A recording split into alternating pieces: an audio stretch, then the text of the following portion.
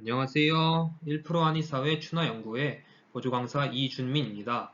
앞 시간에 알아봤던 팔모 테크닉의 아틀라스 리코일 교정에 이어 오늘은 C2부터 C5에 적용되는 리코일 교정에 대해서 알아보겠습니다. 본격적인 교정에 앞서 C2부터 C5에서 생길 수 있는 변이부터 보겠습니다.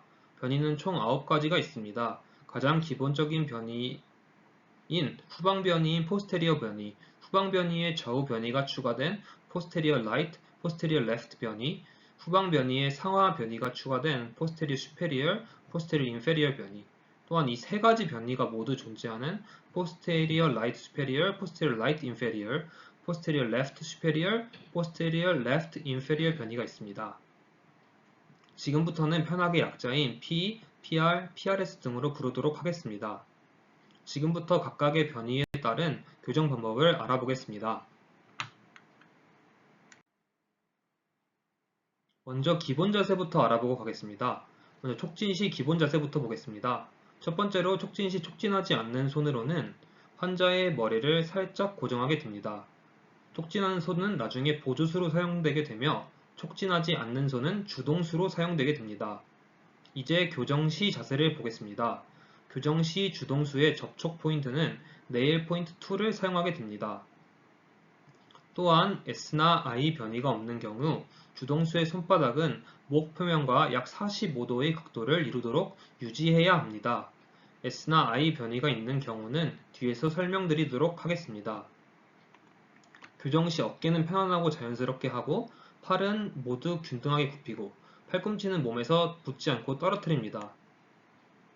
교정 시 주동수의 새끼손가락은 중수골은 척추선과 직각을 이루도록 해야 합니다.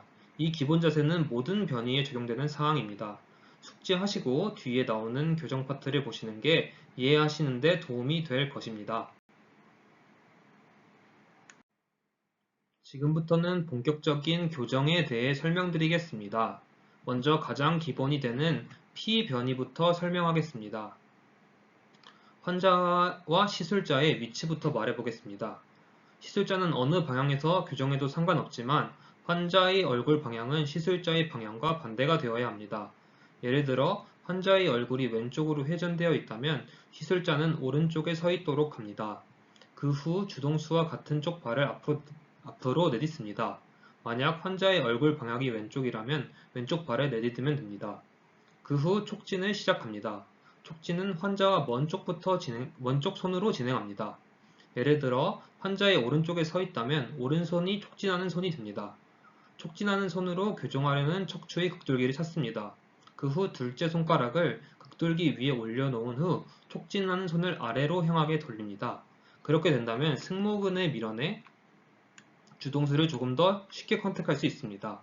그 후 촉진하던 손의 반대 손으로 네일 포인트 2를 사용해 극돌기의 후방 끝에 정확히 접촉합니다.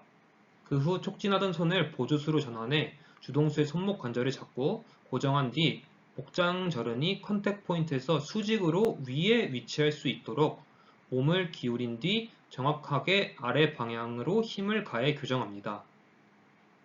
앞에서 설명드렸듯이 주동수의 손바닥은 목 표면과 약 45도의 각도를 이루도록 유지합니다. 교정 시 어깨는 편안하고 자연스럽게, 팔은 양쪽 모두 균등하게 굽힙니다. 또한 팔꿈치는 몸에 붙지 않고 떨어뜨리도록 합니다. 이번 슬라이드에서 설명드렸던 촉진 과정은 나머지 8개 변이에서 계속해서 적용됩니다. 잘 숙지하시고 넘어가시길 바라겠습니다. 이번에는 PR 변이에 대해서 알아보겠습니다. PR 변이의 경우 환자의 얼굴은 오른쪽으로 고정입니다.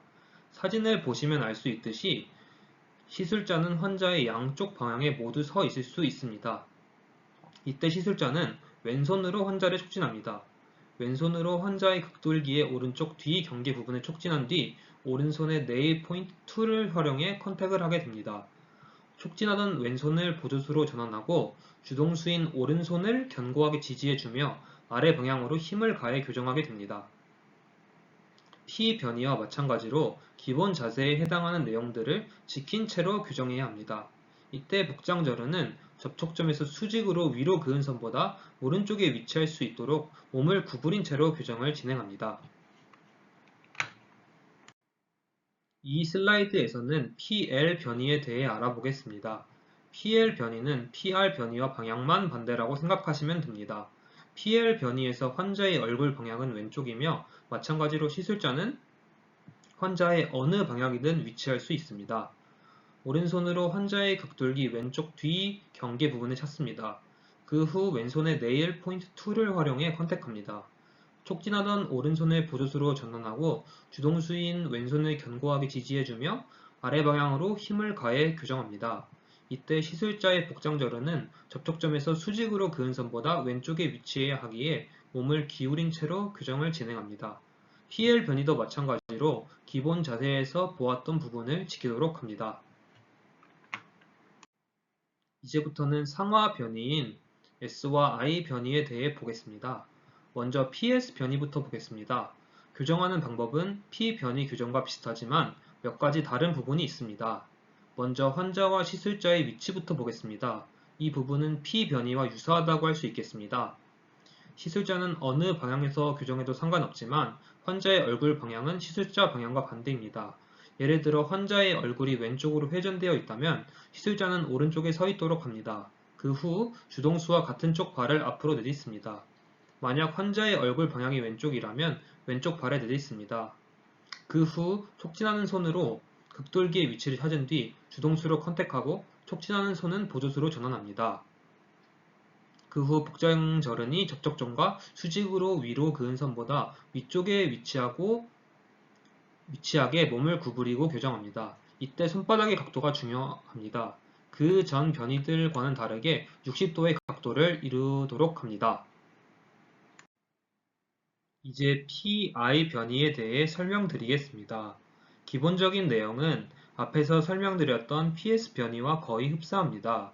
시술자의 위치, 발의 위치, 주동수와 보조수까지 동일합니다.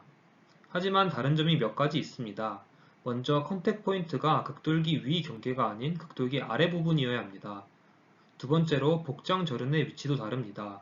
복장 저른은 접촉점에서 수직으로 위로 그은 선보다 위가 아닌 아래쪽에 위치해야 합니다. 마지막으로 손바닥 표면의 각도가 다릅니다.